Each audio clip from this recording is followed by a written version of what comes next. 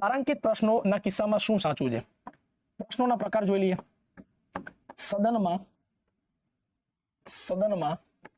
પ્રશ્નોના પ્રકાર. એક હોય તારાંકિત, એક હોય અતારાંકિત, એક હોય અલ્પ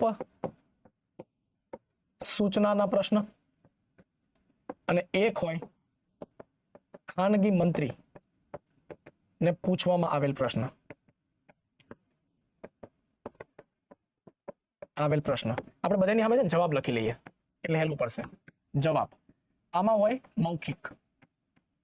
મૌખિક વત્તા પૂરક પ્રશ્ન. આમાં હોય લેખિત વત્તા પૂરક પ્રશ્ન ન હોય. અલ્પ સૂચનાનો અંદર શું આવે? બંને આવે. લેખિત બી આવી શકે અને મૌખિક આવી શકે. અને જે ખાનગીને પૂછે એમાં લેખિત કે મૌખિક બે આવી શકે. અને પૂરક પ્રશ્નો તો ખરા જ. મહત્વપૂર્ણ આ બે છે. આ બે ઉપર વધારે પ્રશ્ન પૂછાય છે એટલે આ બેન આપણે વધારે ધ્યાનમાં લેવાના. ચલો ભાઈ આન્સર કરો. બરાબર છે? ફટાફટ આન્સર કરો.